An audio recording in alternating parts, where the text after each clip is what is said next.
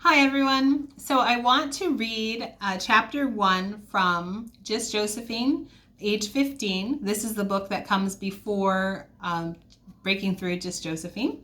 And I'm going to read as much as I can of chapter 1. Josephine wrote quickly. She was a fast note taker. Shorthand wasn't necessary. If she had lived back when David's parents were young, in the 1950s, she would have been in high demand as a secretary.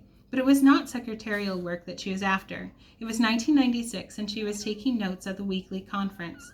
All medical residents were required to attend. She looked ahead, and someone caught her eye. It was Amber, a nurse at the hospital. She had been the guest speaker today. Theoretically, guest speakers were invited based on the fact that he or she was an expert in their field.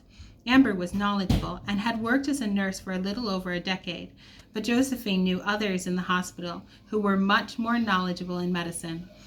What Amber was knowledgeable in, getting what she wanted. She knew what she wanted was a doctor, a handsome one. She had connections and had undoubtedly used those to appear as a speaker today. The room had been packed with residents, mostly male. Amber had a way of making sure every man knew she was available. She had just finished her presentation and was currently on a new quest. Josephine watched as Amber sat down in the last chair in the first row. She smiled and flirted with the resident doctor to her left, Brian O'Reilly. Brian was intelligent and reserved. He never said more than was necessary to anyone, including to Amber, as pretty as she was. Amber asked questions to which Brian responded curtly. She laughed at her own jokes and playfully touched Brian's shoulder. After a while, Amber, displeased and frustrated with her unsuccessful attempts to capture Brian's attention, gave up. She got up and walked away, but Josephine was sure she would regain her determination later on. She always did. Josephine grabbed the handbag by her feet and tossed her pencil inside. She had to hurry. Today was full of tasks. She took the elevator to the fifth floor. She breathed in deeply and was full of excitement. It still seemed surreal to be a resident doctor, and every time she entered the fifth floor, she had to pinch herself to know she wasn't really merely dreaming. She had graduated medical school with distinguished honors a few months ago.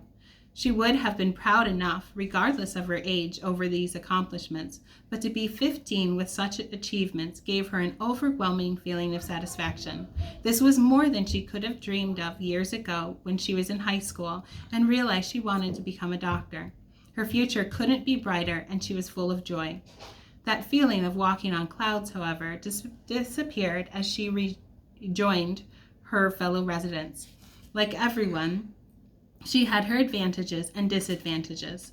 As she got settled in the room to examine a patient, she was reminded of her personal disadvantage, her name. Dr. Josephine, go ahead, Dr. Stone, the attending doctor, smirked. She felt her face redden as blood rushed to it. There was nothing that embarrassed her more than to be called Dr. Josephine. She tried not to dwell on it while she washed her hands to examine the patient, but she couldn't help it. All other residents were called by their first names alone. The use of a title in front of her name was a private joke, rather a private insult. She would never forget how she stood in front of the curious hospital staff on the first day of her residency and introduced herself as Just Josephine. They asked what her last name was, and she said she had never used one. She tried to make it sound as if it were her choice. Everyone asked how it was possible not to use a last name. What about documents and payroll? How was it possible to cash checks with only a first name?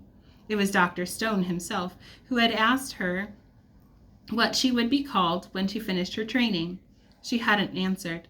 When the questions came faster than she could come up with explanations, Josephine excused herself to the restroom. When she returned later, the attending started referring to her as Dr. Josephine in jest. She stood there now in front of a pregnant patient, embarrassed over the way in which Dr. Stone addressed her. She wished last names were irrelevant. The truth was, Aunt Marley had forced her to go by her first name alone. Josephine wasn't even sure if she had a legal last name. Josephine stepped forward as Dr. Stone instructed. Mrs. Rickersdale was 38 weeks pregnant, and Josephine greeted her. You must be the doctor I read about in the paper. Are you the young prodigy? Mrs. Rickersdale asked. Yes, Josephine said. She heard another snicker. There were 2 other residents in the room, and their eyes were on her. It was an honor to be a doctor, but constant teasing from the other resident doctors had made her feel self-conscious of her young age. It made her feel inferior, and was the only thing worse than lacking a surname. What symptoms have you been experiencing this week? She asked the patient, continuing on as if nothing had bothered her. I feel like the baby is lower. My husband said my belly looks smaller.